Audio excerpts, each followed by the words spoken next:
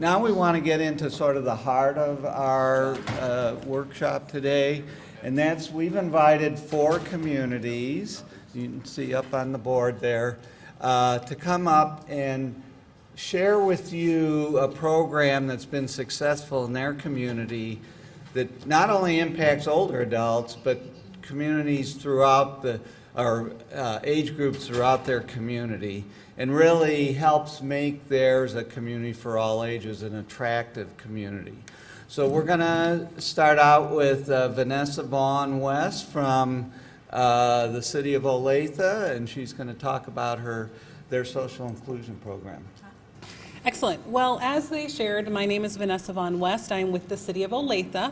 I am so privileged to be here today to talk to you a little bit about our best practices for social inclusion. But before I begin that, I just want to say that, none of us has all of the answers. And so what I'm able to share with you today is really about a few programs that have worked well for us. I hope that this is a beginning dialogue. We have been able to build really a network of partners that have contributed to our success in this realm, and I think that that's really what it takes, is the entire community working together in order for us to be successful. So as we think about social inclusion, I thought it was really important for us to begin by defining social exclusion. We need to know what happens to folks when they are on the fringe. And so social exclusion is really social disadvantage. It's when we have people who are on the outside, unable to participate. One word, if you wanted to sum it down to one word, it's marginalization. It's having folks who are, whether it's due to discrimination or poverty factors or other things, are being excluded from the ability to participate in our society. No community wants to have its residents that are feeling like they don't belong, they don't have a way to voice their concerns, whether that's due to practices or programs, institutionalized things that preclude them from being involved.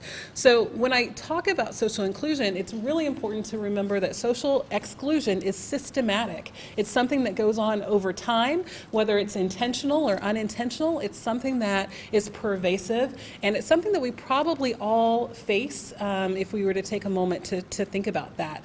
If I want this to be a very positive and upbeat session, so I'm not going to ask you to think about that time or times that we've all probably had as individuals where we felt excluded, but we know that feeling, and imagine what that feels like multiplied as a resident in your own community if you're feeling like you don't have a way to contribute. So I want to talk a little bit about those contributing factors. If you haven't seen the TED Talk by Vicki Butler, I would encourage you to take a look at that. She spends a lot of time reviewing her research on the factors that contribute to social inclusion. And to boil them down, it's focused on discrimination and poverty. And so we all are probably familiar with this wheel of poverty, the various aspects of poverty, whether it's the absolute poverty that we know to be those governmental standards, you're either above this certain threshold of the poverty line, or whether it is the participation poverty, which I think contributes to social exclusion, where you are not able to participate in the activities of the community because maybe you don't have the economic resources to do it. Or there's the poverty that is environmental. Your housing situation might be one, or your health situation might be one that precludes you from being involved. Okay, and then the other side of the coin is discrimination. And so discrimination, we have the key areas: color, of course, disability, which is one I'm going to spend some time talking to you about today, familial status, gender, your place of origin. We have a lot of recent immigrants to our community. I think the recent data shows about 12% of our community is now Latino. Not all of those are immigrants, but we do have a lot of immigrants from the Sudan and from Spanish-speaking countries. Of course, race, religion, socioeconomic status. So you have a confluence of these things, your discrimination factors, your poverty factors, all contributing to the impact of social inclusion. Social exclusion. And so what are the outcomes, the negative impacts of social exclusion? Well, of course, we have crime, drugs, disrespect. So instead of proactively being able to think about programs and processes and opportunities for people to give feedback, we're instead forced to marshal our resources into programs that are really all about, diminishing crime, how the police are going to be responsive to rule breakers or to people who are so frustrated that they feel like they don't have a voice. This is something that's very real. We all know the things that are happening around our nation, that are happening right here in our homes, and that's why the focus on social inclusion is so paramount, probably more so today than it may have ever been. And beyond the physical representations of the exclusion, we have the emotional factors. So you have a population that is angry, that is tired, that is apathetic, that is depressed. Those are people that are not going to be as constructive and helpful and happy to be living where they are. So let's then turn to the opposite side of social inclusion. And this is where the keywords I want to pull out for you are value. People feel valued. They know that they matter. They know that they are important to the success of the whole for the city. They know that their differences are respected. So we aren't trying to say that we don't see difference. We're not trying to say that we're all the same, but recognizing all those different pieces that are unique, that make our city great, and then making sure that we are responding to their basic needs. And so we are meeting those with dignity. And that's really what we've tried to do with the 2 or 3 key examples that I'm going to show you from the city. So the first one is the Olathe Human Relations Commission. I know that there are quite a few cities here who have your own Human Relations Commissions, so you might be familiar with what we're doing in Olathe, but I do want to talk to you about some of those best practices. The OHRC, as we call it in Olathe, has been around really since the Civil Rights Movement, so it's been an ongoing thing that was really started as an act against discrimination. Folks were feeling like they didn't have the same rights and opportunities in business and housing and things like that, and so they came together, a group of volunteer citizens, and said, hey, we're not going to stand for that. We know that we have a great city here. We know that people of all colors and groups add value, and we want to make sure that they have the opportunity to do so. So they wrote a book. We call it the Blue Book, but it's really the Act against discrimination that really itemizes and categorizes and really codifies how the city is to respond to claims of discrimination and how to make sure that we as a government entity have practices from hiring to our housing stock to make sure everybody has access to them. And so this has been a book that's been around for a long time. We still use it today as our guide and our code. These folks serve on a 3-year appointment. They apply, so they show their interest, they step up as individuals, and they're appointed by the city council and recognized by the mayor at a city council meeting. So there is a lot of status and a lot of respect for the group that serves in this capacity. They meet once a month, in addition to being out in the community to listen and to represent different ethnic groups and other diversities. So the main charge of the OHRC is to foster cooperation, to really help with understanding. They have a 3-point strategic plan that is all about education and awareness. I will tell you that over time, this group has moved from being more of an investigative agency to one now that is more about advocacy. So we used to be focusing on the fair housing standards and things like that, and have really decided that that's not our level of expertise. And given that organizations like HUD and others have that expertise, we now kind of do an initial intake if there are concerns and then refer to different agencies. So I don't know if you guys have taken a similar approach in your communities, but what it has done for us is it has allowed us to assess kind of what those needs are and to hear the concerns, and then to mobilize our partnerships with nonprofits and other government entities in order to collaboratively solve for those issues. So as a staff, as the one staff member for the Olathe Human Relations Council, we recognize that we can't do it all, so that's why we're utilizing a lot of those partners. We also serve to advise the commission on major trends or issues related to diversities and discrimination. And so oftentimes the council will either come to the group if there is a major national issue, or the group will discuss and provide recommendations to the council for review on how we as a city might want to address those issues. Another thing is that we also have had I will call it a spin-off group. I'll talk a little bit about it later, but it's a Persons with Disabilities Advisory Board that has become its own entity focused on disabled issues. So we have some partners in the local chambers, Asian Chamber, Hispanic Chamber, and others. We work with the Police Advisory Board. You know, it's really, I think, an important role of a Human Relations Commission to show solidarity with your public service providers when they're doing the right thing. And so as we think about the things that are happening in our country, from Ferguson to other areas, the Olathe Human Relations Commission has done a great job in showing support for our police department and really spotlighting the trainings and outreach that group has done to reach out to various communities. So I think that's gone really well. And then we are working a lot to really just be the face and be individuals who are always present in the community. So if someone does have an issue, they know who to come to. One of the key programs that I think has been a great success is the Martin Luther King Jr. celebration that was started by the Olathe Human Relations Commission in partnership with the schools. And so this has been going on for about 15 years, and what it is an essay, visual, and multimedia contest for students to understand and to reflect on the ideals of Martin Luther King Jr. And so it started out with, I think, just 9 entries in an essay contest, and now we have more than 5,000. So what has happened is that the teachers and the administrators have really built this into their curriculum. Our OHRC board members work with the educators to evaluate the submissions and to recognize them in an annual presentation event.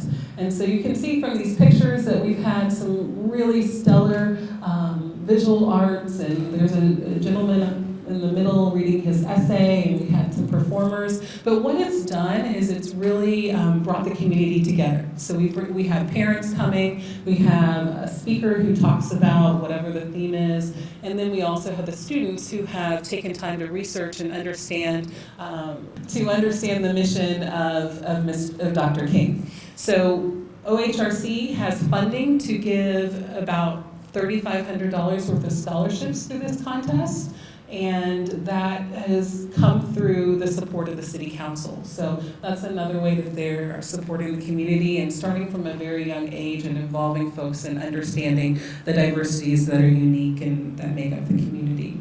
Another key program that's been successful that I don't have a slide on, but I want to tell you about, is our Community Awards program. So we seek nominations from nonprofits, from community members, of folks who are doing the right thing when it comes to community outreach and inclusion. And so every year, I think October or November, there is a ceremony. This year it'll be at our community center, where OHRC has culled nominations, and they are recognizing individuals and groups who have gone above and beyond to promote diversity. So recently we had some Parents as Teachers, which is a program of the school district, that started a new program to help daycare providers, in-home daycare providers. So there are a lot of in-home daycare providers in the Latino community specifically who were not licensed, and they were really putting themselves and children at risk. And so they started a program, a Spanish language training program, in order to help more folks become licensed. And so we recognize them for that. We also had a really unique program from a disabled gentleman who was started a way for folks to kind of come together and discuss a lot of their shared concerns as disabled individuals, and then they as a nonprofit kind of work together to solve those issues globally. Another really great success has been the Olathe Latino Coalition, which was something that was started by our mayor. He, in Olathe, as in other cities in this area, we have about a 12% population of Latinos. And so we wanted to be able to make sure we were hearing their unique needs and being responsive to those needs. So he brought together a core group of trusted Latino community leaders from all different sectors: government, social service, especially the faith community, which has been really critical to our success. And they collaborated and figured out a way to make sure there was a forum for the voices to be heard. Because what we were finding is that the government really wasn't trusted. The police weren't trusted based on maybe people's experiences with law enforcement in other countries. And the youth were not really having exposure to a lot of the government officials because of concerns that parents were having. So, and additionally, programs and information was not making it to that community. So the Latino Coalition was started, I think, about 3 years ago, and they really are positioned to listen and to understand the needs, like I said. So I want to share the committees, so let me flip here to my notes for this Latino Coalition so that you can.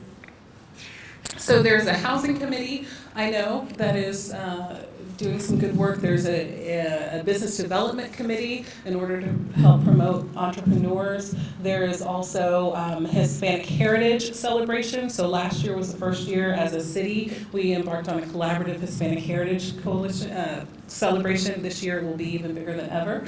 And then there are some other committees as well focused on establishing trust and eliminating discrimination.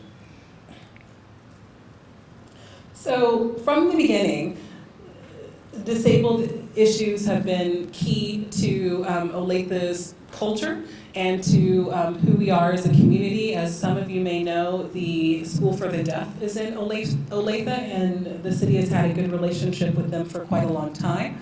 Some of the things that we do in order to reach out to that community specifically are listed in the bottom. You can see that we try to have folks from the deaf community serve on our boards and commissions, and we provide interpreters so that they can be involved. We also make sure that our first responders have had sign language training.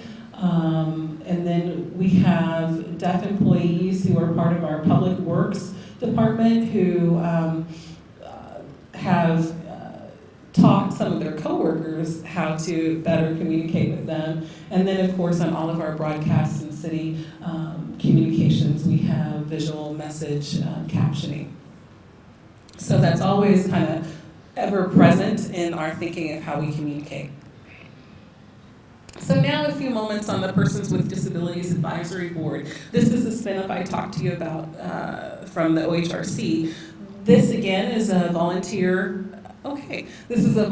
group of 13 council members. They are promoting a disabled-friendly environment. They are trying to improve access of government facilities, even commercial businesses for the disabled population. And so right now we are beginning to embark on a disabled kind of friendly recognition program where we're going to recognize businesses that go above and beyond the ADA disability standards. And then we are also this group serves as consultants for commercial universal design. The 3 logos that you see are sponsored events that the Persons with Disability Board takes on. The Ability Expo, which is a huge event that started in Olathe, Disability Mentoring Day, which helps to provide job development opportunities for the disabled community. And then this bike ride is a national tour stop that comes to Olathe. It's a fraternity that has bikers that fundraise for disabled causes. So in summary, we all need support, whether it is at the beginning of our lives or, whatever time, we all need support and we need to be there for each other. So I encourage you to think about always an environment of inclusion and knowing that when we work together, we can do more.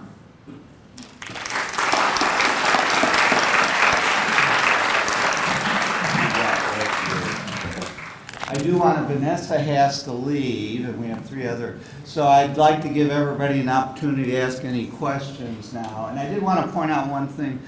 We usually, we're here at Mark, we focus on local government.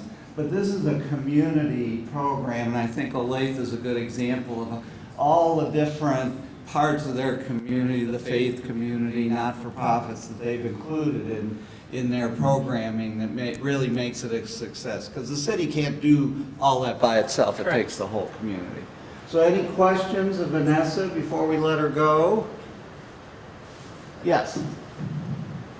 I commend Olathe for the many efforts you do.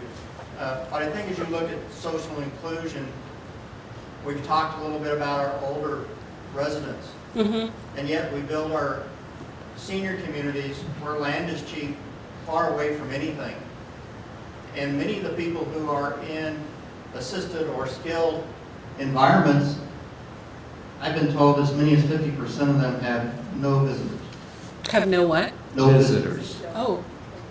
And so if you're looking at inclusion, think how do we keep people engaged in the community throughout their life? Because as they tend to get older, we place them in places that are far away from our community, at the edge of the community. And then they become socially isolated, depressed, and all of the things that you said up there. You do a great job in Olathe, and many of the things that you do and work with different peoples of the city, but if you're looking at social inclusion, think about inclusion. For sure. Age. For sure. Good point. Any other questions? Yes. I was interested in... Here's a mic coming. I was interested in knowing whether or not your Olathe Latino Coalition had looked at the issue of aging Latinos who have been here in this country for many years and are still undocumented and not able to access retirement Social Security income. And I was just wondering how they're addressing some of those challenges before this evening. Yeah, that's a great question. I don't know that we have kind of looked into some of the political ramifications of the larger, I guess, national policies on access to those resources, but it's something definitely that I can take back to folks at the city and maybe do some investigation on. It's a real challenge for a lot of communities, and I was looking at some of the statistics, especially in California, where an aging population is not, because they're undocumented, they're basically, the children are continuing to provide the resources for them without any other kind of public support, even though many of them paid into the system. Right. Yep, thank you. Anybody else? With that, thank you very much, Vanessa.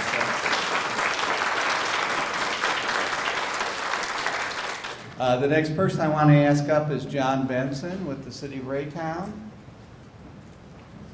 And he's going to talk about some of their programs. He's one of our guinea pigs, too, from Communities for All Ages. So I want to thank him for that as well. What I'm going to do, in front of each of your seats, you should find the checklist. I'm just going to kind of walk through that.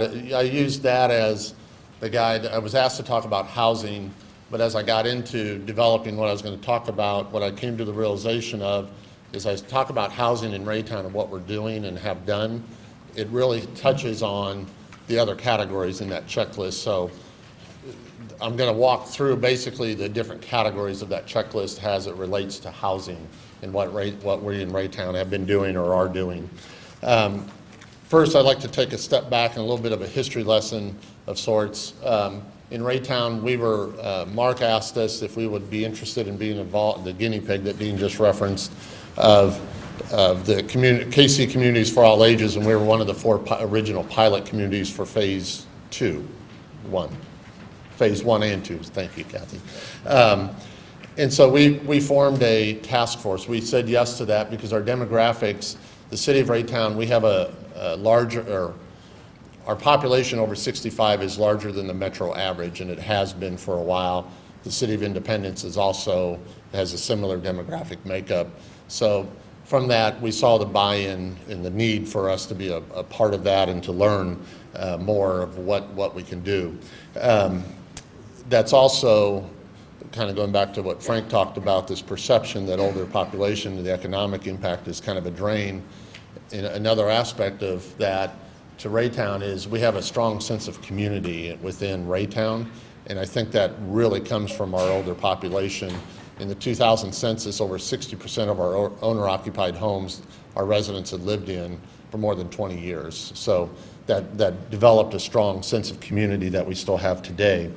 As part of our involvement with Mark, we've developed a task force that became of residents that became really an assessment phase in hindsight of what the programs we currently offer in the community and what the learning about the demographic trends of baby boomers and of our population as a whole.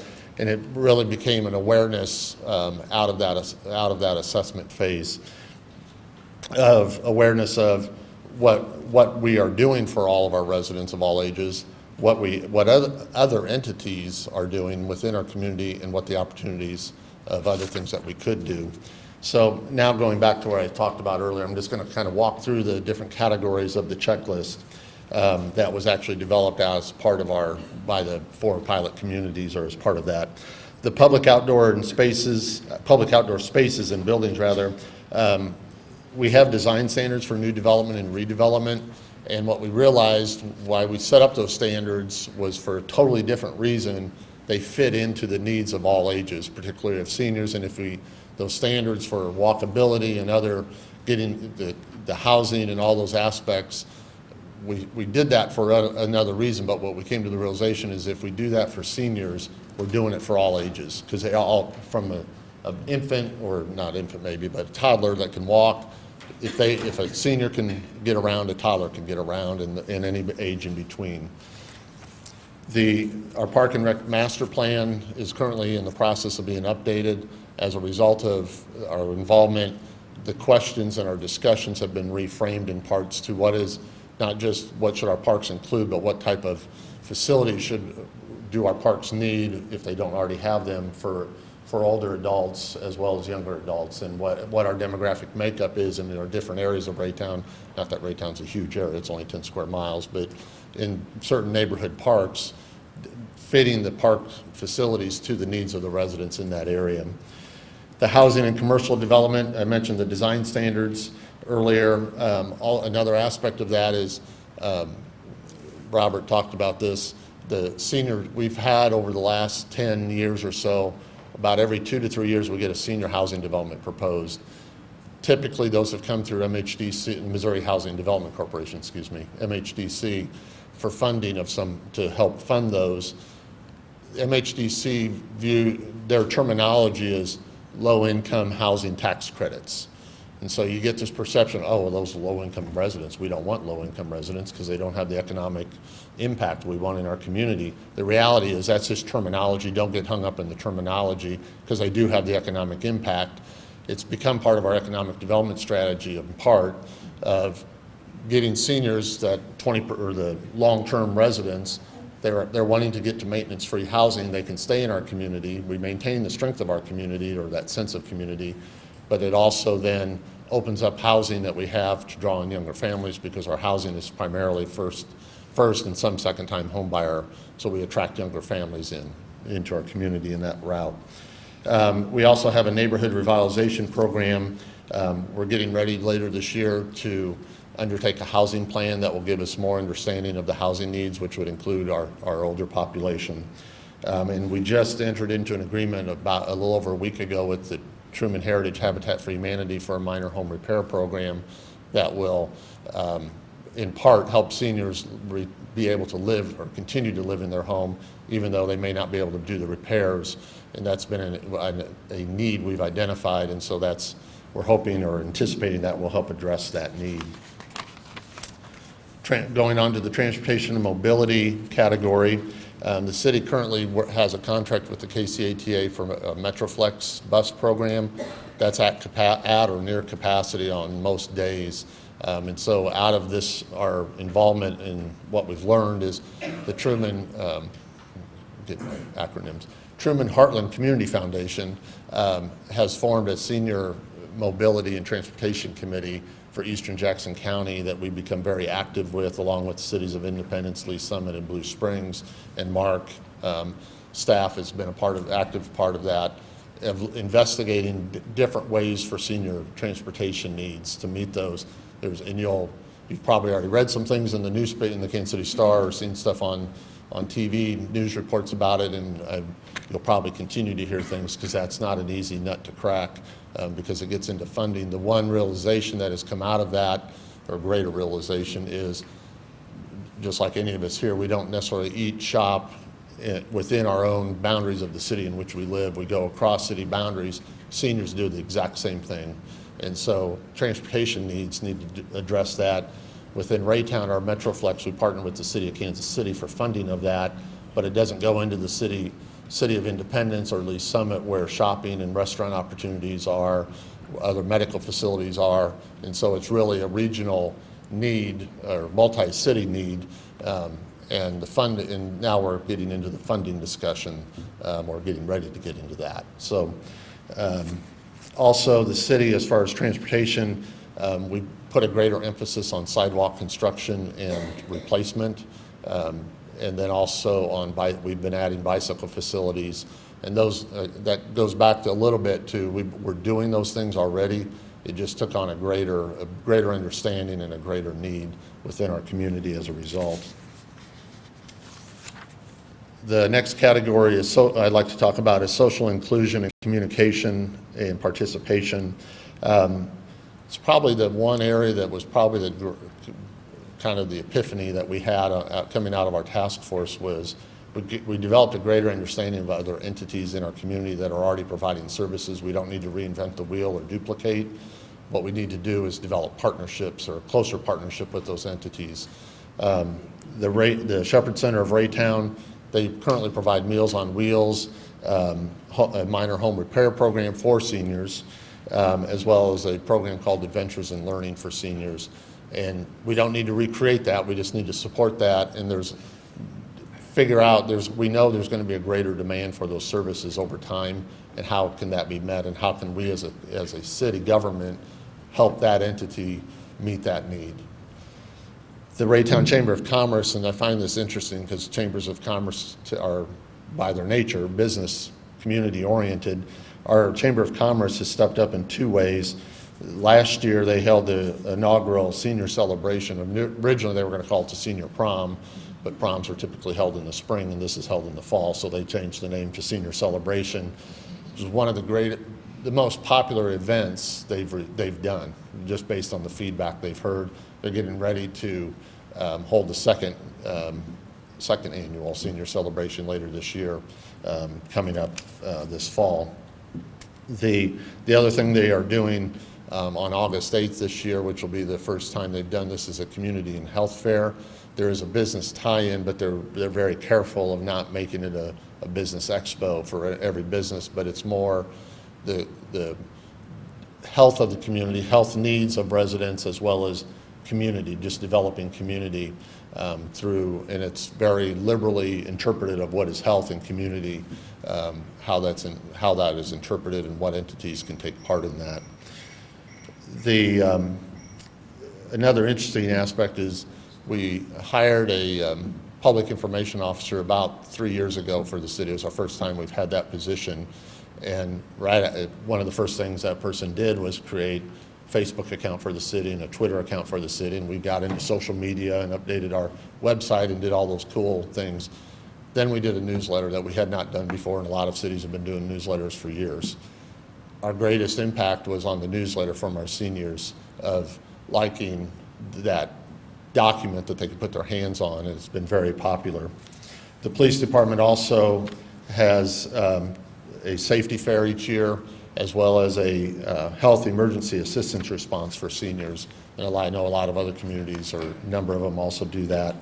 And then our Human Relations Commission is, Vanessa's presentation was very interesting, making a lot of notes, because our Human Relations Commission is starting to get into this role too, and including our chair being here today to learn more.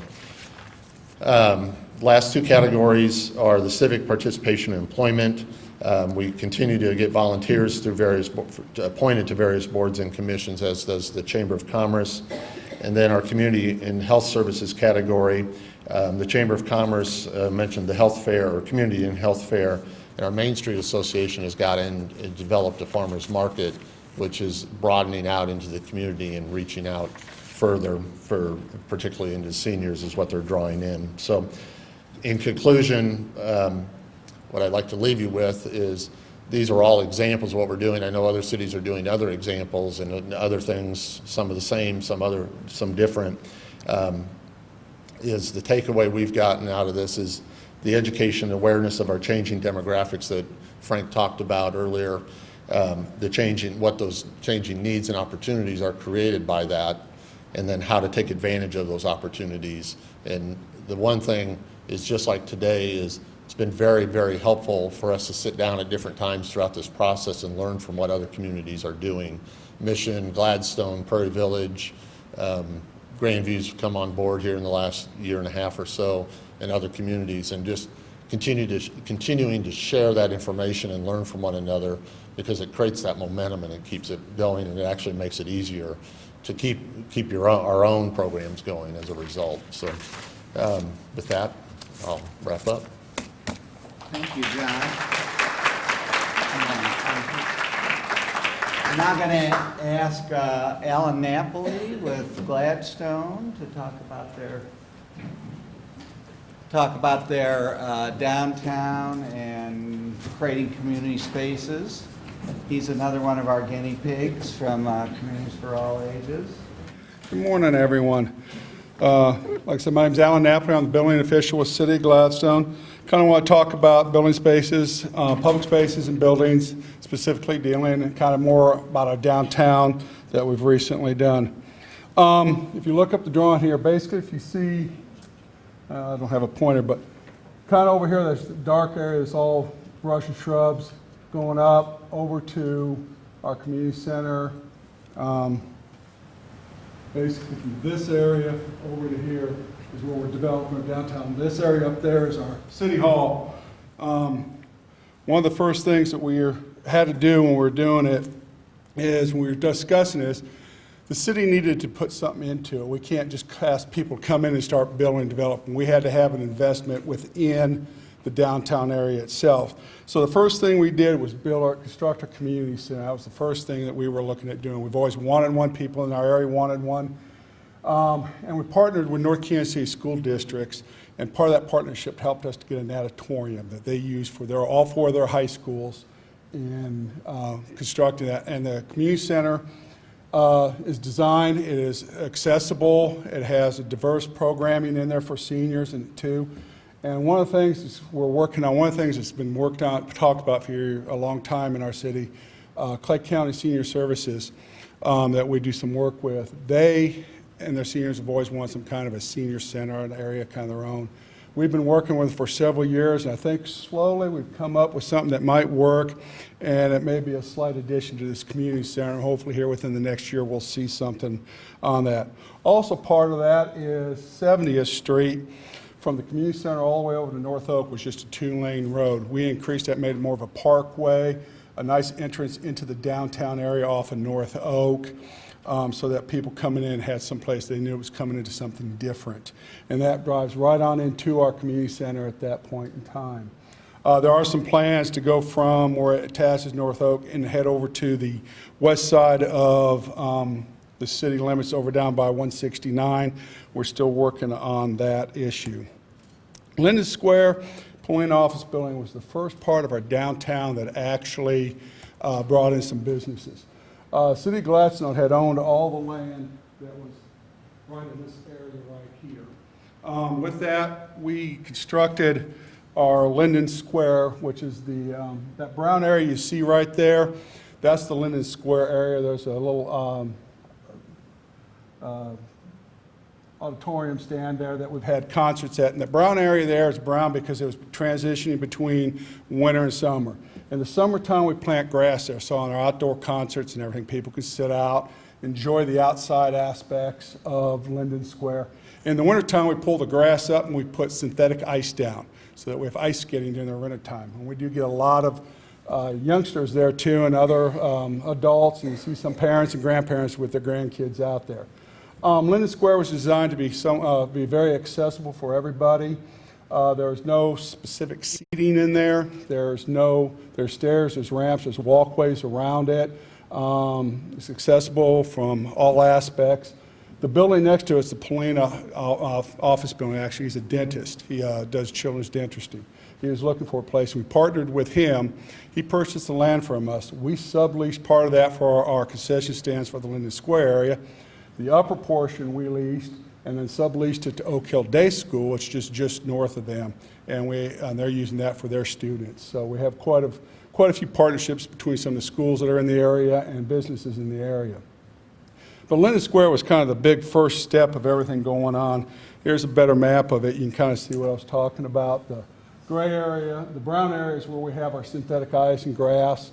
Walk around all you want. There's some stairs there. Our concessions are down over here on the lower end. It's accessible from the roadway parking lot. We got a little fountain there, so it's kind of an area that everybody kind of likes and gets out to. Here's a look down the street as you're coming in off of North Oak. The Polina building being the first building kind of set the tone for our downtown. That building has been a, excuse me, that building was designed so that the other structures coming in kind of had an architectural design to go by on it. Here's kind of a ground view of Linden Square. You can see how the sidewalks around it, accessibility for walking, access use from that standpoint there. That's also where they do the Christmas tree lighting. Now we moved it back to downtown. We used to have it by City Hall. We moved it and they brought it back into our downtown area 3 years ago. So it's been a well-received little venture that we've had there. With that and that going on, we had some interest from a developer who wanted to build a apartment complex, the Heights at Linden Square. It's a corporation out of Indianapolis. This is a market rate apartment complex. Now, the apartment complex, that being said, a lot of their complexes, including this one, has had some seniors that have rented from them.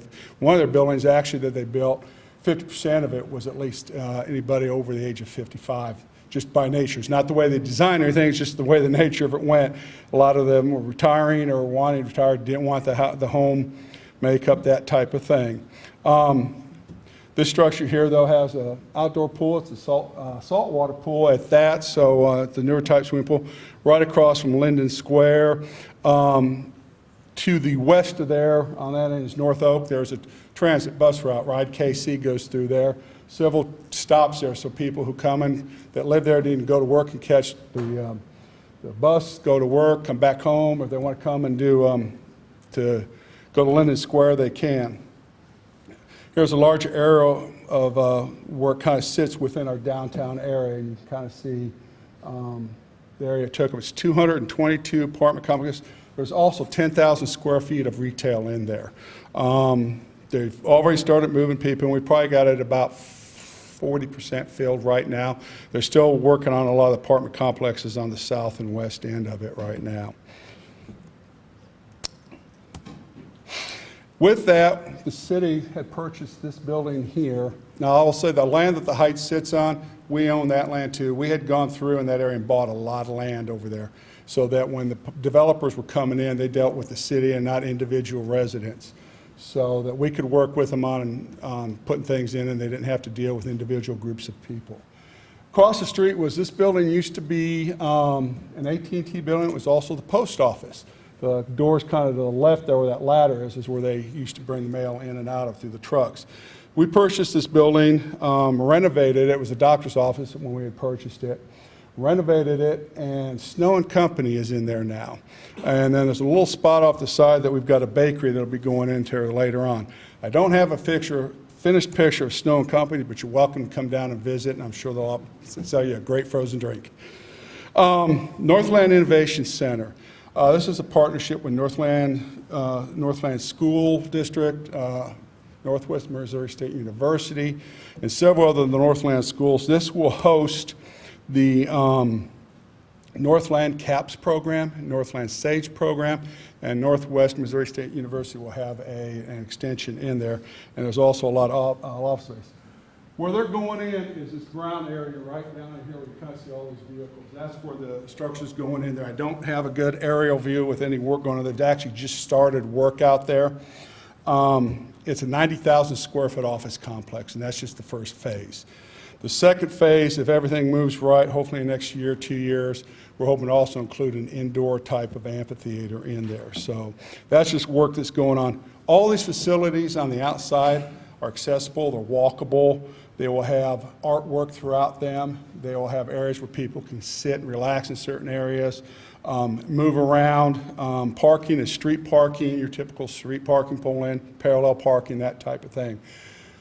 One of the things I will say on this is, those who know Gladstone's never had a downtown, so this was a venture for us and took us a little bit of time to get it going. It has started moving, and like I say, we try to make it as accessible as we can for all ages, diverse for all ages. Our programs at Linden Square range from newer modern bands. They've had, just this weekend they had what I think was called the Girls of Rock, whatever, it's kind of a Hearts tribute band, but they also throughout the weekend, all the month of June, we had swing bands out there. So caught a different group of people. So here's kind of a view of what the Innovation Center will look like from North Oak. It's more of a modern look, but very versatile in what can be used for. And with that, is there any questions? Yes, sir. How did you finance the purchase of the land? Through city funds, general funds, bonds. The structures that went in there, both the NSC and with the Heights, we got Chapter 100 bonds for their actual construction to assist with that. There is no TIF per se as TIF is for any of those projects. They were very patient. This has been a project for over 10 years. They had a lot of community support in planning it and really have created a downtown from scratch. Yes. And, but it just took a terrific amount of patience and commitment over a number of elected officials and time, which was quite an accomplishment. And that's what I said. We've too, as going into this, that's why I said we purchased land, is we felt we had to have an investment in it. So when somebody came talking to us, they knew we had some type of investment in what was going on. Any other specific questions about this program? And we'll ask Alan up in a minute. So with that, thank you, Alan.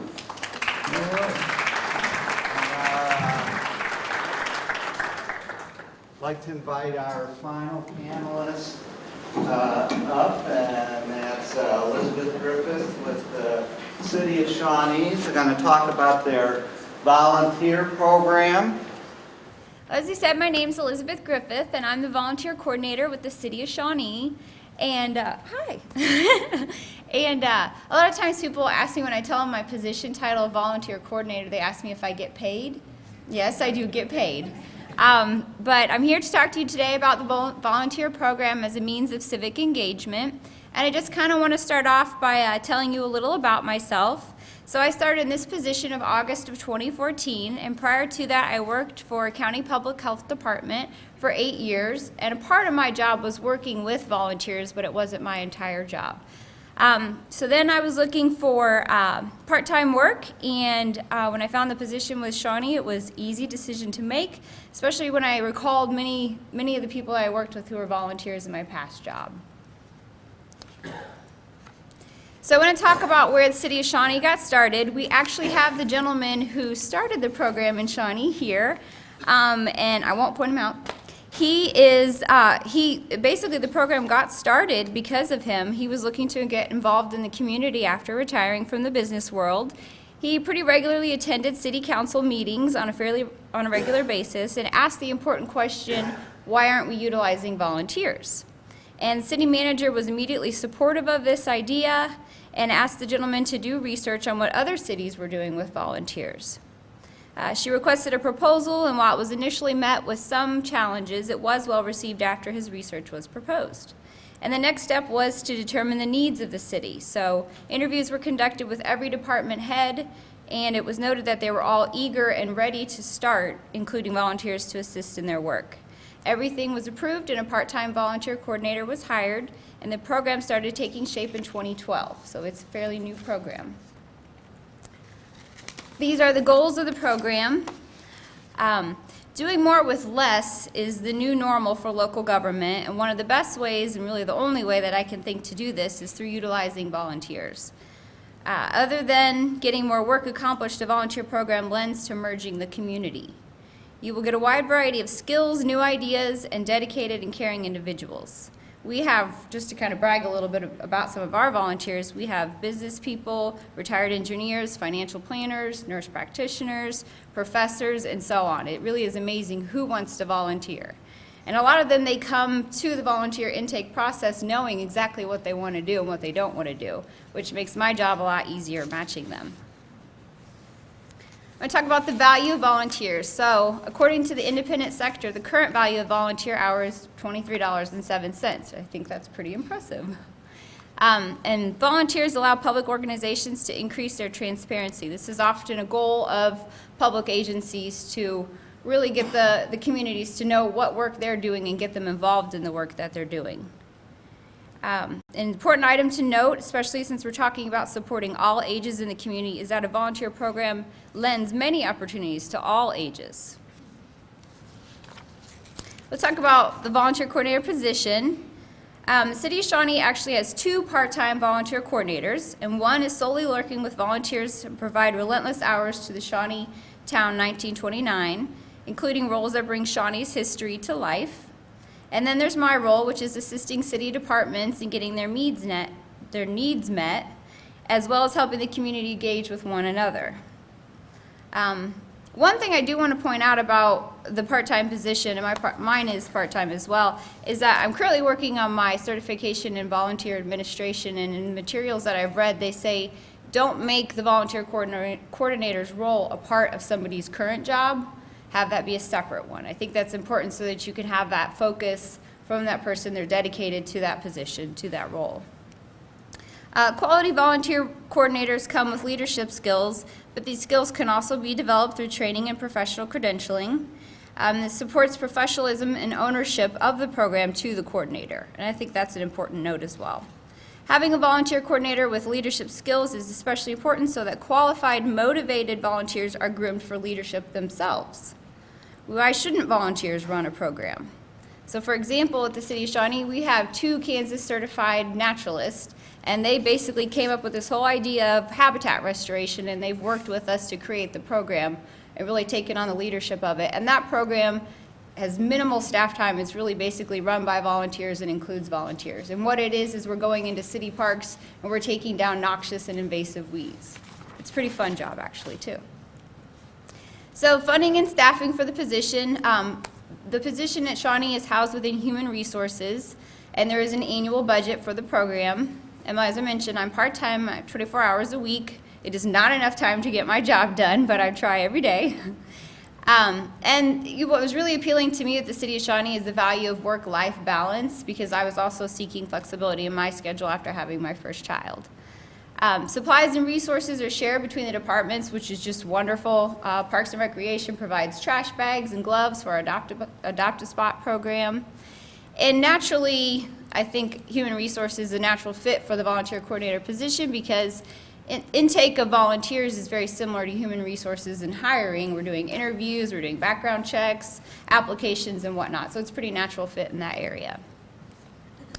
These are some examples of how we utilize volunteers. So it is more than filing. I think a lot of times people maybe don't want to volunteer because they think that they're going to be filing or scanning, something we pretty much all have needs for all the time. We have every department working with volunteers, some more than others. For example, we work with court-ordered community service volunteers, and our Parks and Recreation and our police departments pretty much always have needs for those volunteers. And it's a great way for them to get their hours quickly. And the last bullet I want to talk quite a bit on, connections to benefit the community. I've heard other of the presenters talk about the faith-based community and reaching out to them, and that's a natural fit. One thing that we're trying to do is kind of work on, like for example, instead of issuing a codes violation to somebody who maybe can't physically maintain their yard or financially can't afford to maintain their yard, we're kind of putting that request out there, and we're asking people who are already looking for opportunities to give, you know, if they would mind going out and lawn mowing and different things like that. And really what it is it's basically connecting neighbors to neighbors, which is a wonderful concept, I think. Here's a few statistics for you. For it being a really new program, I was pretty impressed by this. So in 2014, we had almost 8,000 hours contributed by volunteers, and with the value placed at that time on that service, it's basically $175,000. It's pretty impressive. And then you can see on the chart just kind of some of the tracking from over time. That's one of my goals with the program, is to really kind of improve some of the tracking. We're not necessarily capturing all the hours that we're getting from volunteers.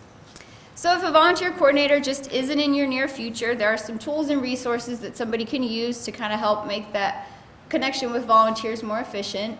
And then some sources. Some of these have been mentioned previously. But you have a lot of people out there in high school and some of the service groups. They're looking for opportunities. Those are great people to help with some of your events, city-sponsored events, annual things, stuff like that. Boy Scouts, Girl Scouts, kind of ongoing needs all the times there. So, and a lot of times we really are getting some very skilled, talented volunteers. And this is just a fun word cloud that describes volunteers that I wanted to share. And then, do you all have any questions? Specific, there's a question over here. I'm just curious if your volunteers gravitate toward one department in the city, or is it evenly spread out? Pretty evenly spread out. A lot of times it depends on what they're looking for. If somebody is coming in, they're recently retired, they have certain skills, they're still looking to use those skills, then that kind of, diversifies it. But I think there's a lot of appeal in the police department. People enjoy working with the police department. It's kind of behind the scenes, not something most people experience.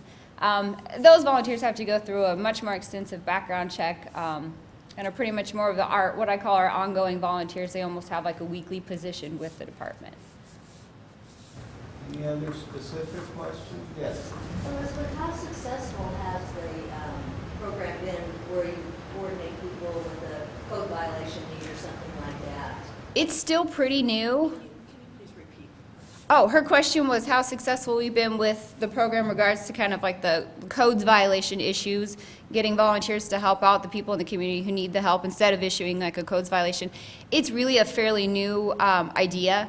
It started as kind of like a church-city partnership, and we've started networking with the faith community, bringing forward leaders and kind of letting them know what our goal is, and that being, that needs are presented to the city. People often ask for help, and so it's really just kind of getting that group set up to receive those requests for help and then go out and do that help. So it's pretty new, but yeah, so far we've had some great successes with getting lawns taken care of, for example. Yeah. I'd like to ask now John and Alan to join us back up here. We're going to give you a little chance to ask some general questions. While they're coming up, I did want to point out at your place is best practices sheet. These are ones we've collected from our metro area and also nationally, and there's a few international. In fact, my favorite one is from Australia. It's called Fred's Sheds, and where older adult men get together and they equip them out with all these tools and they build things and everything for the community. I thought it was pretty interesting. Not a place I'd be very handy in, but I'm sure there's a lot of other folks. So with that, I'd like to ask if there's any general questions, and I'm going to start out with one myself. Is how accepting has the public been of these different programs? Do they agree that this is something the city should be doing and that? I would say in regards to the volunteer program, very accepting. Like you said, a lot of people are looking for opportunities to get engaged with their community. People who have lived in Shawnee for a long time are looking for ways to give back. So they're very supportive of it. They see the benefits of it. They also get to know and work with their local government, which I think is very important. They're voters, so I think that's a very important thing. In Raytown, I would say it's been very popular with the things we've done. Not that we haven't had a little bit of resistance on some specific projects. For instance, just as an example, we're getting ready to convert a 3-lane road to a 2-lane road and install or create bike lanes on that roadway. And generally, that's been widely accepted and supported, but there's a few residents that have concerns, but those are anecdotal more than anything. But yeah, I agree, it's the people looking for opportunities to be engaged and get to know their neighbor or help the community in some way. Our community is very receptive to this, and most of it came out of our community. Back, like Dee was saying, about 10 years ago, we've done a strategic plan, and our residents were involved in it, and what we're seeing in the downtown, the community center, and the development, that was all something that they were wanting to see. So, Any questions from the audience of our group here about these?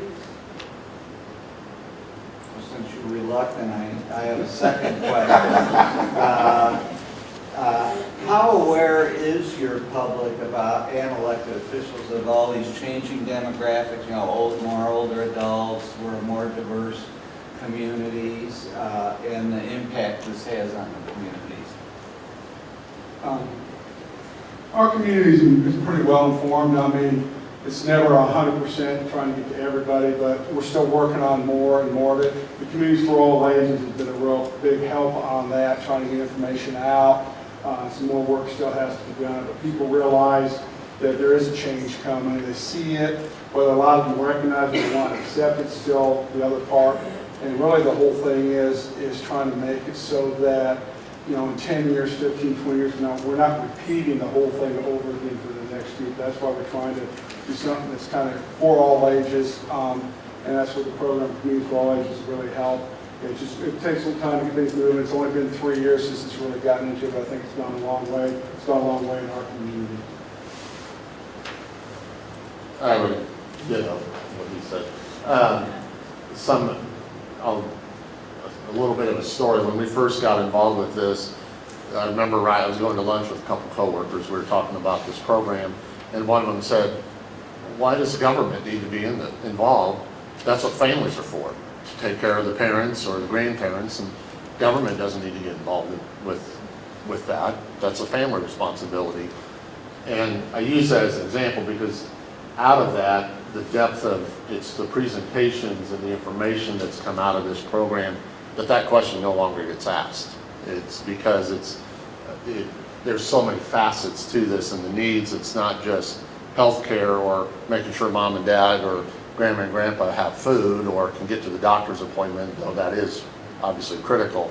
It's just their normal daily living ability, to whether it's staying in their home or they have a 2-story house with steps and that doesn't work for them anymore, and letting them stay in the community or just be active in the community in some way. So it's just more of that. Now, going back to a little more in depth to your question, I think most of our residents, that's also the city's responsibility through newspaper stories or news releases, presentations to different groups. In fact, our planning commission next week is going to have a presentation and learn more about it. So it's a never-ending job that once you do it, everybody knows, and then you don't have to do it anymore.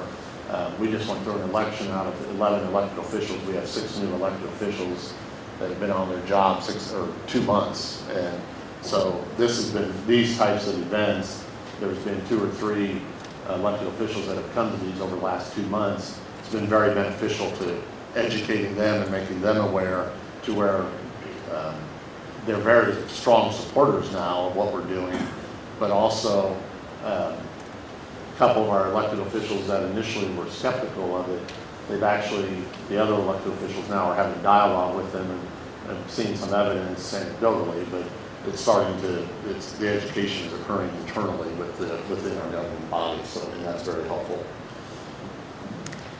I would say awareness is always a challenge, I think.